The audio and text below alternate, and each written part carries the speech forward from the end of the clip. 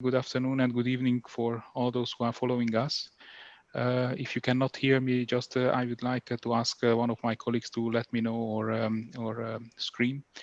My name is Borna Kovács. I'm the Secretary General of the BioEast Initiative. We are the ones who will prepare this fourth breakout group. And let me just to introduce you in this mood of the general questions which we received from the organizers.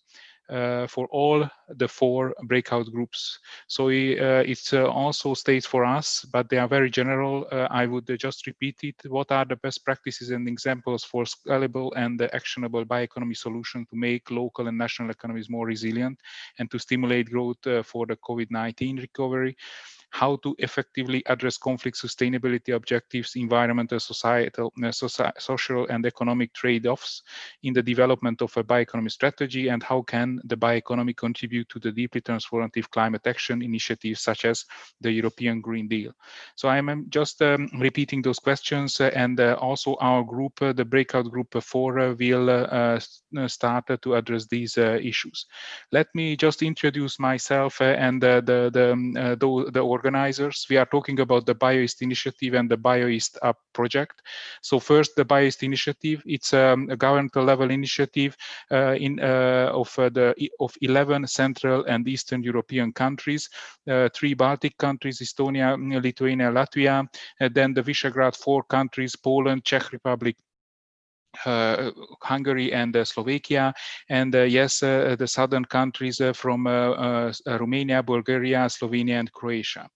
Of course, our aim and the mission of the initiative to build up cooperation, to build up circular bioeconomies, and to help these countries to develop national strategies. Let me just very shortly also to present the project which is behind the BioEast Initiative and its finance from Horizon 2020, Horizon 2020 Research Framework Program. And what is the aim? Via the project, we like to support the national level bioeconomy strategic thinking to develop national bioeconomy strategies. Of course, we would like to develop also a macro-regional strategic research and innovation agenda. We are working on it. We would like to establish also the stakeholder groups and stakeholder engagement at national level for development of the different strategies and action plans, and to support the thematic working groups to support the SRIA building, the strategic research and innovation agenda building with thematic working groups, which we created at macro-regional level and of course at national level. We also set up and we are running a advisory council. It's under construction and a foresight exercise was developed and it's under development, which will help also among others to identify the priority questions and of course to help us on SRIA. Strategic research innovation development. So that's the project level agenda. Let me just to introduce you on the agenda of the today 1 hour. We have to keep the time 1 hour breakout group session. So by myself, I am presenting now with the initiative, and I will moderate during the session. Short presentation we will have from my colleague Boris Valchev from FNR about an online interactive tool which we will use to have your opinion. Then we start with two interaction and the speakers talking about bioeconomy objective setting and identification of bioeconomy monitoring indicators, which we think it's very important for us to see how to build up a strategic strategy and action plan at the countries, and using statistical data evidences to map the way towards circular and sustainable bioeconomy policy. And of course, then we will a little bit discuss on the Mentimeter responses and some closing remarks from our colleagues, Stelios Rosakis, our Greek colleague, who is presenting some views on our discussions. Then let me just to show you and express what is the exact aim of this workshop. What we try to do here, we try to share the experience of the BioEast countries, the 11 countries with strong biomass potential and existing bio-based sectors, but currently with no explicit national bioeconomy strategy. And the other aim I would say, or I would show for you, is to explain a possible pathway on how to identify suitable objectives and monitoring indicators for bioeconomy strategy development. These are our two very specific aims with the workshop and our background, the BioEast and Central Eastern European countries. And then let me just also bring you in the mood of discussion. What do we experience up until now? We try to build up our strategies. However, when we are trying to build up the strategies at political level, there are two conflicting paradigms of the Central and Eastern European countries. How to address competitiveness and sustainability in the same time. Of course, both are issues which has an impact at short term and longer term. And for the political level, it's necessary to be argued why we are opting for both at the same time, and how we can, of course, invest from the funds and from the recovery, especially in the COVID, after the COVID, and to address the competitiveness and sustainability. Of course, what we see also from the Central and Eastern European countries' perspective, that the sustainable solutions still require a lot of research and innovation.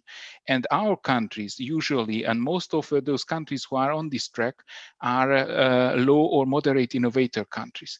This is very important because it's not an obvious step that we are doing a strategy and we are still more on the traditional sectors. We are still more on agriculture and primary production sectors, and we are not yet there to have our industry set up for the high innovator countries, the more the developed countries.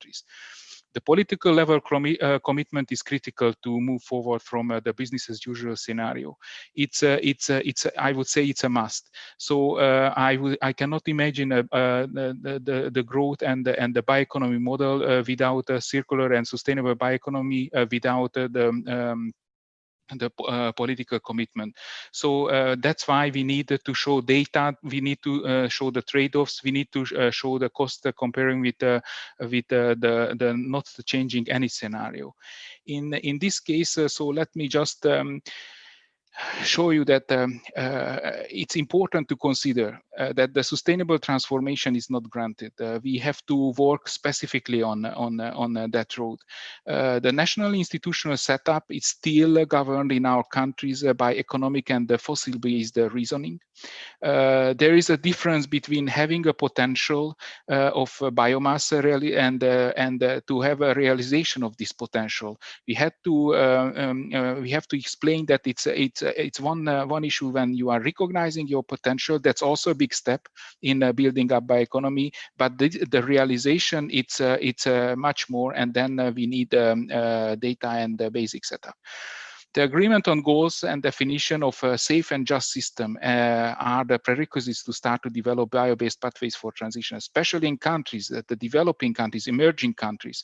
We have to address this issue because it's not obvious that how the sustainable circular bioeconomy will build on the society, which some part of the society is not yet ready to have the high transformation. So we have to address the, so to say, safe and just system paradigm. By this, I would like just to start the workshop. My colleague Markus Lehr is a researcher scientist in the Natural Resource Institute Finland, Luke, Unit Bioeconomy and the Environment, and his focus, his work, among others, on the bioeconomy monitoring and reporting. He will talk about the bioeconomy objective setting and of course an identification of bioeconomy monitoring indicators. Markus, I would like to give the floor for you, and please present the presentation. Thank you. Excellent. Thank you for the nice introduction, and hello to everybody. I will not turn my video on. Experience has shown that the whole system crashes down, and I would like to be with you during the 1 hour. But I have a photo on the right side in the next slide, so you can see how I look. This presentation was prepared with my colleague, Brijana Golicic from the Energy Institute in Croatia.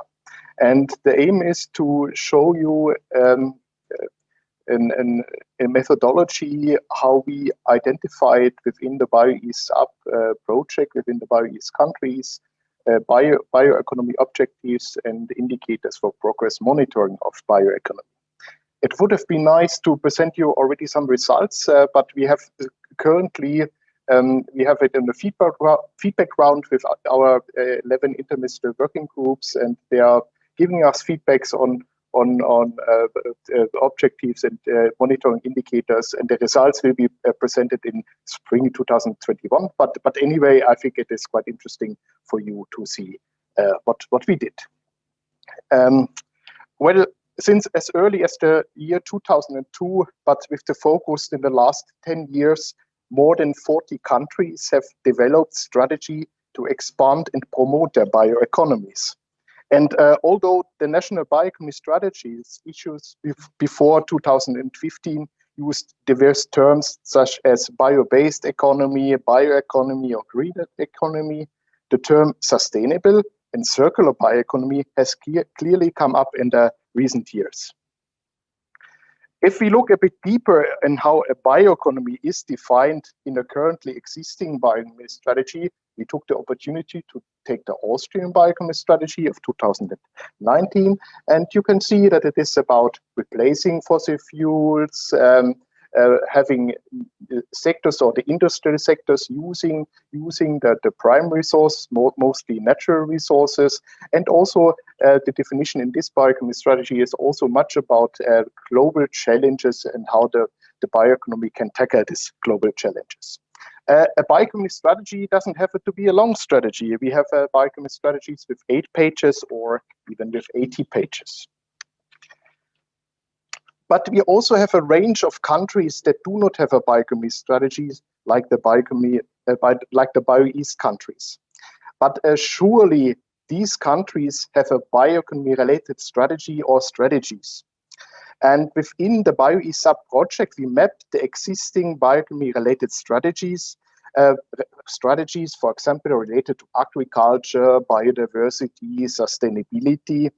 And we looked together with the partners if those bioeconomy-related strategies would include one of the 5 or even all 5 of the EU bioeconomy strategy objectives as lined up here: creating jobs, reducing the dependence, and so on. You can read.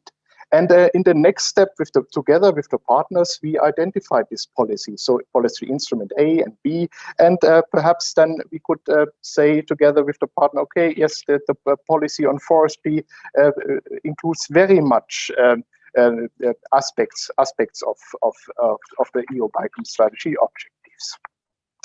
And with that approach, we can of course find synergies and avoid overlapping. But the most important task here is to find synergies and not to put anybody on the spot. And also to if you look at the different strategies to see where are the conflicts. So is there conflicts between the use versus a protection of a natural resource, which might happen, how to identify suitable bioeconomy strategies objectives is that we have the long list of existing related strategies, and perhaps out of those we are aware of what could be the objectives of our future bioeconomy strategy. And we could also look perhaps on sub-objectives of a bioeconomy strategy. Here, related to creating jobs would be enhancing the cross-sectoral cooperation through clusters and networks. So on this way, we could find together with the international working groups suitable bioeconomy strategy objectives. But how about if the EU bioeconomy strategy objectives are not suitable for a country, and that must also be the case? Well, we also have the UN Sustainable Development Goals. And here on the right side, in the case of Italy very much refers to the UN development goals. And here you can see the list of which of the SDGs are referred in the Italian SDGs. And now that we would have a list of suitable bioeconomy strategy objectives at national level, would it make also sense at this level to discuss among the interministerial working groups about suitable monitoring indicators? Well, my answer would be yes. An indicator-based assessment of the progress of a national bioeconomy may highlight issues where a country is currently off track in achieving its objectives, supporting target prioritization and resources allocation, and enables also adaptive management. So if there's something not going on track, then perhaps a corrective management has to be done. And how to identify suitable bioeconomy strategy monitoring indicators? Well, within the BioEast project, we asked the countries, or in particular the interministerial working groups of the different countries, to identify suitable bioeconomy strategy objectives related indicator. And we know there are many approaches around, and this is perhaps one approach to go. And this is how it could look like in the end if you have your objective created in your country, or it could be 5 or 6 depending on what are your priorities. This is an example on the top. This is the Italian bioeconomy strategy, where they have quantitative targets here, for example, on waste, and they have a related indicator. So that could be an example. Or if a country thinks, okay, this approach is not suitable for us, there are also certainly at EU level very, very good reports or ideas or approaches on how to identify indicators for bioeconomic progress monitoring. Here are 2 examples from the GRC and from a biomonitoring EU-funded project. Conclusions. Making use of existing bioeconomy-related strategies in setting up a national bioeconomy strategy in order to find synergies, avoid overlapping or a contradiction is recommended. So to avoid contradictions between use and protection of a resource, and also employment versus the birth rate. Bioeconomy objectives should reflect the national current and future priorities without forgetting the global implications of actions. Each bioeconomy objectives should have one or several indicators that highlight issues where a country is currently off track in achieving its objectives. And indicators, if a country creates indicators on monitoring, they do also need data and information. Well, that's from our side for this topic. Results of our approach involving the interministerial working groups of 11 BioEast countries can be expected in beginning of 2021. And then you can perhaps also start to discuss with us. We are always very happy on cooperation and any questions. And now it is the time for you to answer. And if, in case you have not done this, I or we would be interested to know from you following. So a set of national defined bioeconomy monitoring indicators can help policymakers to evaluate the success of a bioeconomy, can help to inform the public about the progress of bioeconomy, or can accelerate the implementations of a bioeconomy strategies or other. So if you kindly would vote that do you strongly disagree or strongly agree on this 3 options, or if you even have other options. Okay, these are the sources, and it's for the 10 minutes marathon. In the forest, I would have run 2 kilometers, but here I'm sitting. Thank you. Thank you very much, Markus. We are not in the forest, just in the different continents. So we have to run a lot to come together. Thank you very much. Of course, it was very interesting to hear the presentation, and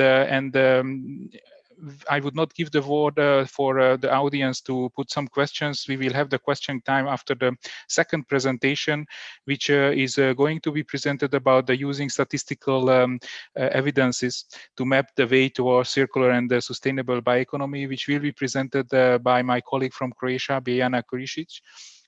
She's the senior biomass researcher at the Energy Institute Rovje Poza from Croatia. She is engaged in evidence-based bioeconomy development with focus on bioenergy within the bioeconomy. And by this, I would like to give the word to Biljana. Please proceed with your presentation. And after the presentation, we will have the question and answers part. And of course, I am asking all the audience to pay attention to the Mentimeter. We are looking for your answers. And some of the questions are linked also with this presentation. So pay attention. And after this, you can fill in the Mentimeter also. Thank you very much. Biljana, please proceed.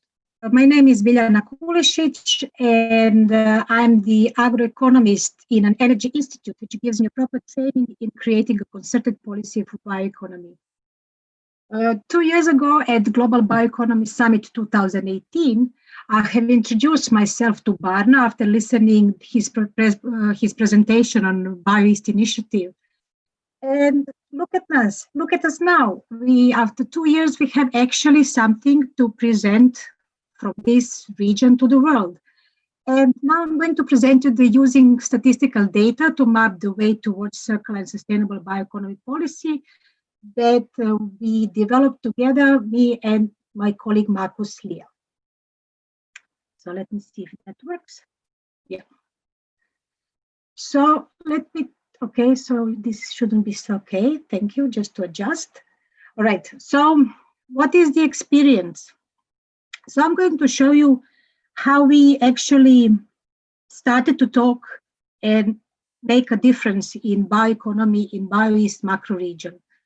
So I don't know if you have seen the Fight Club movie, and the first rule of the Fight Club movie is do not talk about Fight Club. So that was the case actually about bioeconomy in the BioEast macro region. And it was perceived that it is something more imposed rather than an option to grow. So we were quite comfortable with the abundance of biomass in the macro region. Bioeconomy was rather low at the political agenda. We have advanced research community in bio-based fields.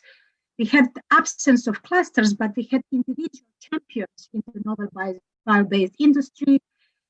And policymakers were actually lagging, saying it's complex, it's okay, we don't actually need that. And what actually led to? It led to that despite all this funding and the political support available, not to forget that this is the direction where the European Union wants to go, all bioeconomies and individual sectors in the BioEast region were performing lower value added than the EU average, and they were missing any actions in developing a bioeconomy strategy. So then we said, all right, so we in the BioEast Initiative, we are going to change this narrative. What if we show how bioeconomy could be a way to achieve national goals of prosperity and growth? So what if we say that there are positive options of bioeconomy, and let's present them in a way that the policymakers can understand them? And let's show how to get more value added of the current biostreams and how to upscale the national priorities into EU policy frameworks. So how to identify and support actually these national champions that you already have, and actually where to start. So then we said, this is the definition of European Union bioeconomy, which says that the bioeconomy that we have at this moment is not the one we want to have. We want to have a circular and sustainable bioeconomy, and the bioeconomy, the primary sectors that we are already having, agriculture, forestry, fishery, aquaculture, they are linear bioeconomy at this moment. So we want to upgrade them up to the circular and bioeconomy. So for that reason, we, in the BioEast region, we produced a statistical evidence bio-based bioeconomy policy approach. Sounds rather elaborate. But what we actually did, we acknowledged the existence of the linear bioeconomy in the linear economy, but we want to access the importance, the capacities, the potentials for overall growth of the nation. So we start by positioning a country in the global economy. And then we see what are the trades and what are the shares of linear bioeconomy in this trading, and what is the value added to the GDP of linear bioeconomy. So what are then the structural problems of the linear economy, whether it's employment, whether it's growth, low purchasing power, energy demand. So what is the problem, and can bioeconomy do something about that? And then we see what is actually, so only after 30 minutes of this elaborate presentation to the national stakeholders, we mention bioeconomy. We don't talk about bioeconomy for the first 30 minutes. And then we start to tell them, listen, this is the part of bioeconomy within. And then we look who are the players, who are the champions and underperformers. And then we lay out some statistical evidence. And of course, for that, in Europe, we have the European the European Green Deal. And we try to answer the question how to align national priorities with this EU vision, with this approach. But this could be easily transformed to the SDGs. So to start, so we have to position the country in the global value chains. The global value chains are recent occurrence in the industry process specialization. So each country or each company participates in the global value chains by importing intermediary goods and assembling or improving them and selling them out. So that's happening. And then for that reason, there are 4 positions in the global value chain that country could have. I don't know if you could really see my pointer, but in this point, you have raw materials exporters. So these are the large countries such as Russia, such as Australia, with large raw materials. Then you have domestic market-driven countries such as Germany and France, whose population is big enough and have high purchasing power enough to make the difference of the national economy. And then we have assembly countries such as China, where many different things are happening and then assembled in one country. And at the end, we have small open economies where they are heavily interlinked with these global value chains. So in the BioEast macro region, we could consider only 2 countries, as large economies, which are Poland and Romania, and the rest of us are less than 10 million. They are more gravitating towards 2 to 4 million people. So for the example of Croatia, who is a country of 4,056,000 square kilometers, you would see that it is positioned between domestic market-driven and raw material exporters. And this is not the position of such a tiny country to thrive. So what we would like to have the position of Croatia would be to move towards small open economies. And we say, okay, what about bioeconomy? Can it help it push it there? And then we have a look in the biomass supply. So where did it comes from? What kind of shape, and what is the ratio? So we are not looking at the hectares and livestock units. We are looking at the broad picture to see that the 2/3 of biomass supply in Croatia comes from agriculture and 1/3 from forestry, and some of fishery, because we have also sea. So on the example of Croatia, and we did that for all 11 countries, we say, okay, this is the trading part, and you know what is the raw material exports? It's biomass. So maybe it would be a good chance that instead of raw material exporter, Croatia makes something with value added of that biomass that is exporting at this moment. And then we look at the structure of the Croatian bioeconomy. We are looking at the champions. We use GRC data. We are lucky to have them. So we are managing to go in depth and to get the individual companies and employed people in the existing linear bioeconomy market players. And then we look at these bioeconomy strategy synergies. So what about industry strategy?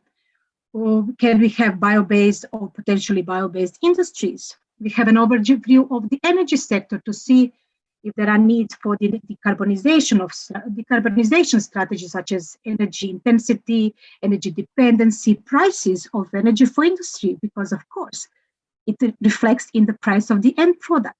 The same as the carbon footprint is reflecting in the price product in the future. And then also we have a look at the educational and demographic strategies, which is very important because somebody has to carry out that, I would dare to say, revolution in such a short period of time. And what is actually hurting for our BioEast macro region, innovation and attractiveness scoreboards, actually ability to attract and keep the talent, which is much needed to have this transition from the linear bioeconomy to circular and sustainable bioeconomy.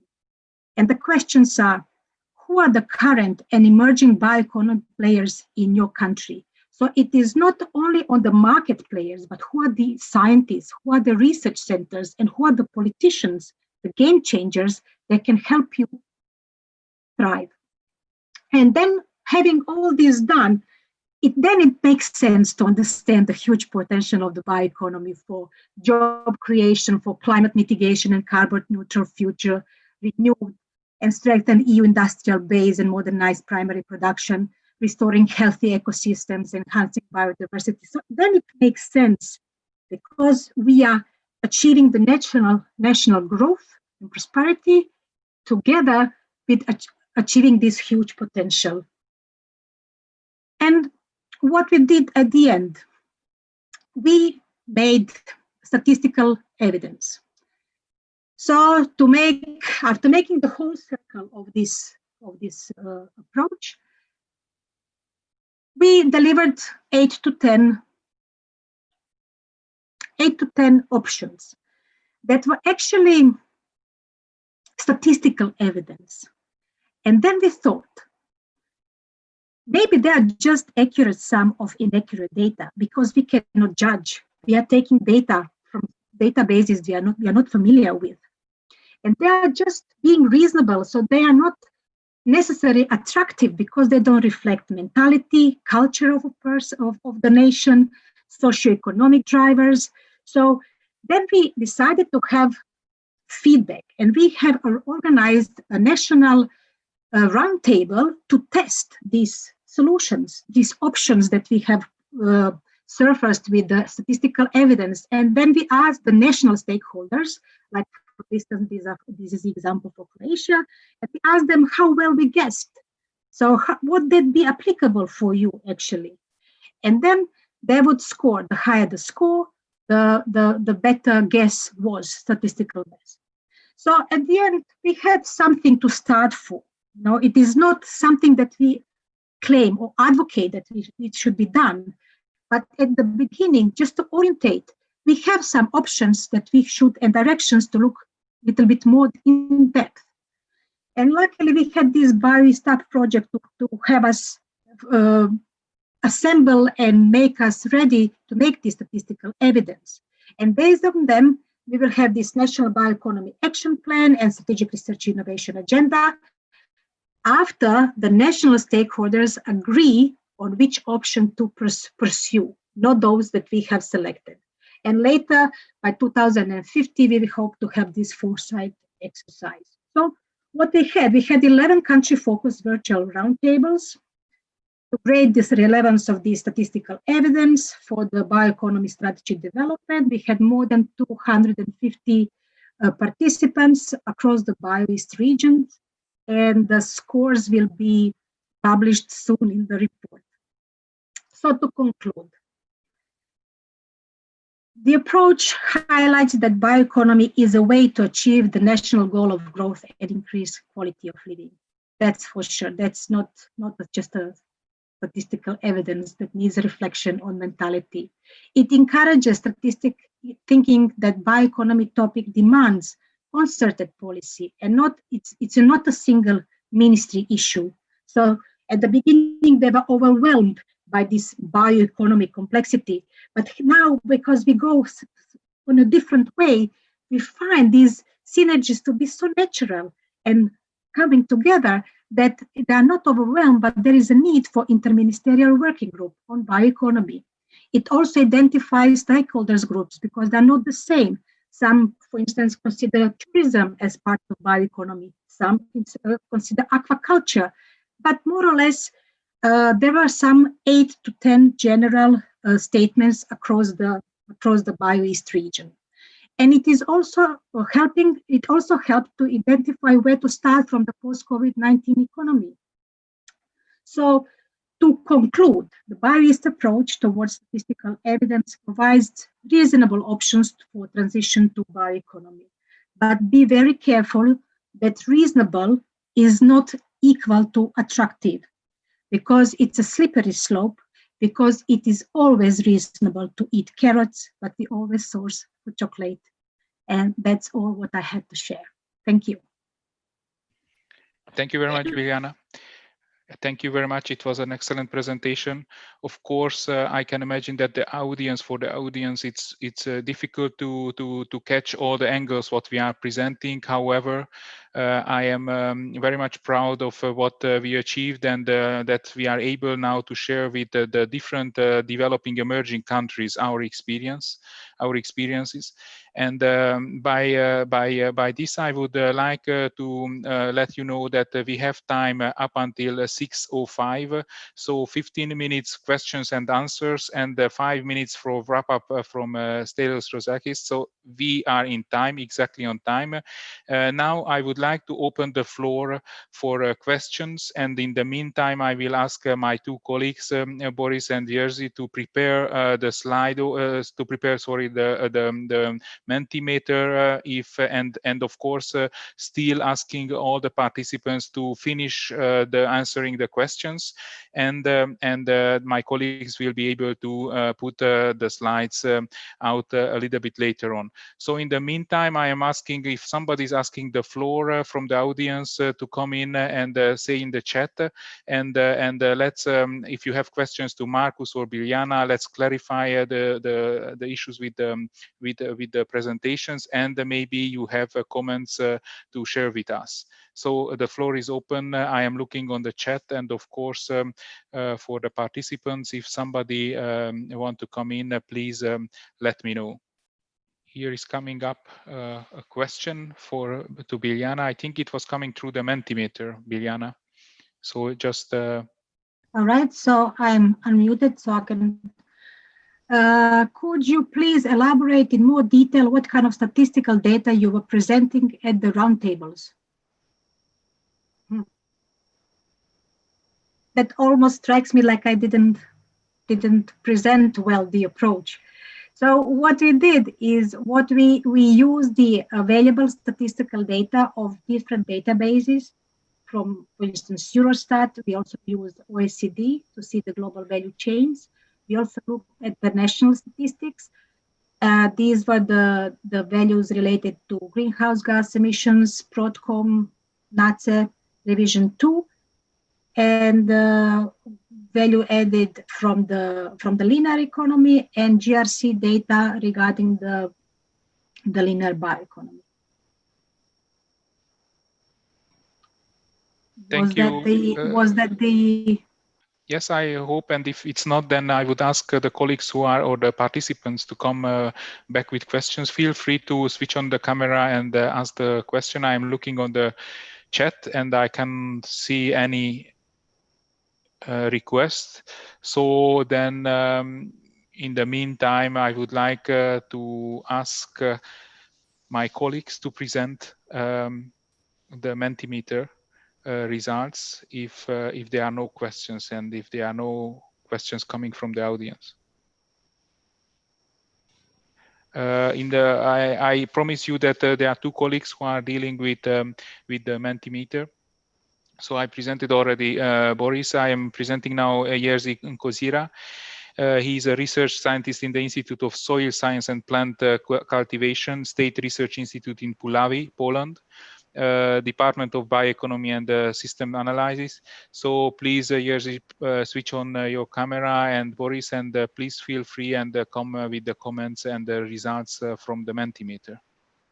Hello, just some comments about your voting. So we are mainly from Europe, but we have a guest from Malawi, and we have some guests from outside the BioEast countries. Boris, can you put the next slide? So we represent the mainly academia and research and some public sectors. It's a little bit the same like was in the the main session. But we have represented from private sectors and one from NGO, civil society. So the question was, please mark the area of your primary focus. It was multiple answers. So we mainly represent agriculture and bioenergy sector. But we also represent other sectors. No representative participant from the wood processing industry. And we are going to the main questions. This is the questions related to Marcus' presentation. Okay, maybe perhaps I can comment on it, and that's very, very interesting. Yeah. Well, I'm not so surprised about the outcomes, and when we saw in the beginning that there was one or two people from the public in the Kant session, would be interesting to know their participation about bioeconomy and what they think about bioeconomy. But certainly it can help to inform the public and to make them more aware of what perhaps choices they can make in the future to be part of the bioeconomy. I don't know, choose the meat that is sustainably produced, but also the package around the meat that is sustainably used. But thanks for your answers. Thank you. So I only comment that we, after the short discussion, we add this third answer, accelerate the implementation bioeconomy strategy. So we would like to know if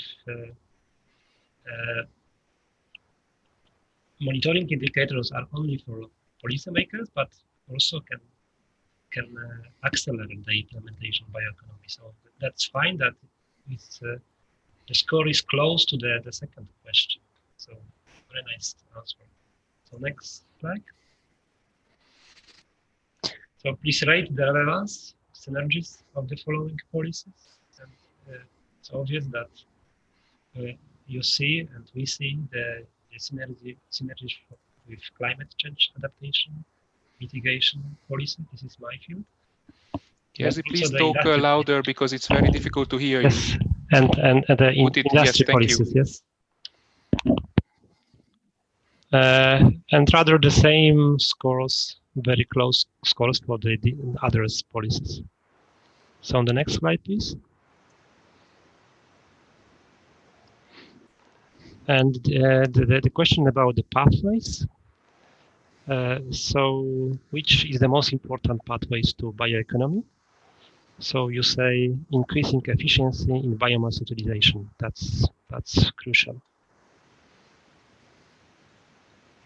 So the next slide. And this idea of, for this question is based on our roundtables from the BioEast countries. So we generate some options and we ask about the rank of the options that you see the most important. So according to you, the focus on sustainable and resilient agricultural food system is the most important. If we rank only these four options. The second place is capturing waste and by streams. So on the next slide, please. A very similar question. We have to rank from four, the most important, the most crucial invest to make after COVID is support and strengthening for emerging bioeconomy players. So this is up to you. The most important options for the stimulated recovery after COVID-19. The second place is transition of existing bioenergy facilities to integrated biorefineries for advanced biomass utilization. So on the next slide. The question about trade-offs. So we see the biggest writing is biodiversity loss, yes. Biodiversity loss and employment and biomass. These three, the most important trade-offs for the national bioeconomy strategy. So the next slide. So the most important contribution of the national level bioeconomic governance to that transformative climate action. So some writing from you, rational use of biomass, decarbonization, education, boost innovation,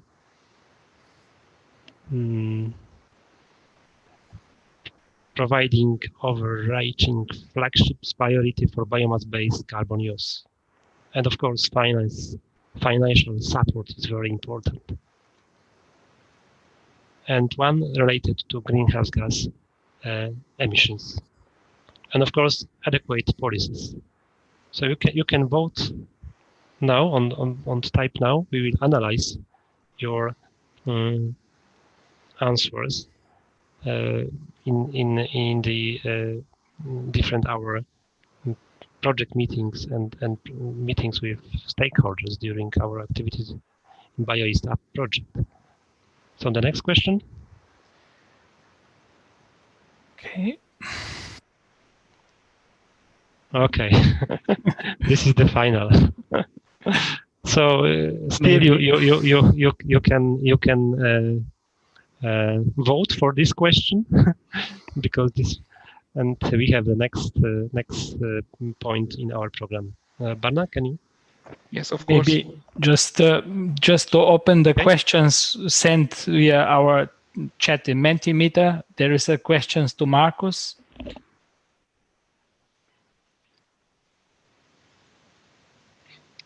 Selecting monitoring indicators could be a top-down or more society-driven bottom approach. What is your opinion on that? I would say this approach can be dealt with, or both approaches could be dealt with within an interministerial working group that also invites stakeholders in bioeconomy to discuss together about suitable bioeconomy indicators. But I know, or I can imagine that it is quite difficult to have a bottom-up approach on that, and I would be interested on good examples from your country and how to do that and how to tackle that challenge. But yeah, both are possible, perhaps, or I'm an optimist. It should be possible, but I don't know. Please take contact with me, the person who wrote, Mr. or Mrs. Anonymous. Thank you.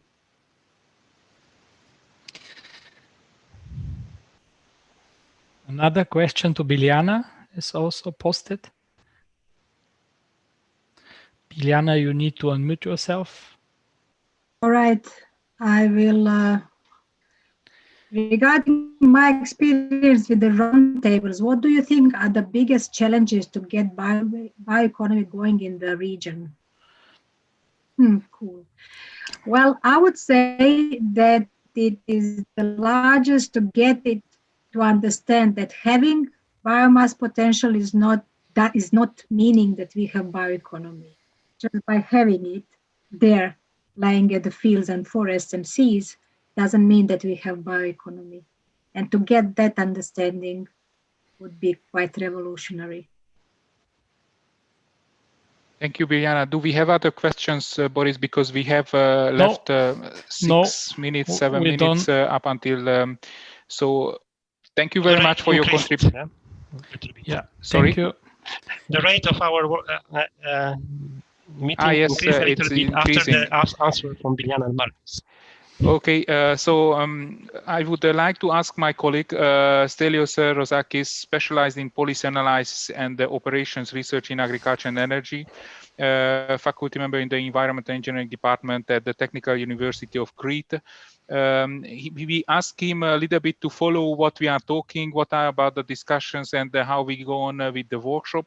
And I would like to ask Stelios to wrap up the workshop, what he saw based on the questions and reactions, how he feels after this workshop, and of course he will be the one who will give the feedback also during the plenary. Stelios, we have left just 4 minutes, for maximum 5 minutes, but we have to be back in the plenary session in 4 or 5 minutes. Thank you very much. Please take the floor, Stelios. Okay. I think we should finish earlier, so I will be really fast, and I will talk again, I hope, a few minutes in the plenary. It is a conclusion that from the presentations we understand that even if there is no bioeconomy strategy, we are not in a vacuum. There are different policies, either explicitly interested in developing bioeconomy, like what we call smart specialization, regional strategies, or other policies that directly or indirectly have to do with bio-based industry. And those policies exist and are active and influence the activities. The idea is that trying to construct, trying to develop a bioeconomy strategy would enforce synergies that exist and will try to attenuate conflicts of those partial and probably sometimes conflicting policies. And this is the benefit from the bioeconomy strategy, to attain coherence.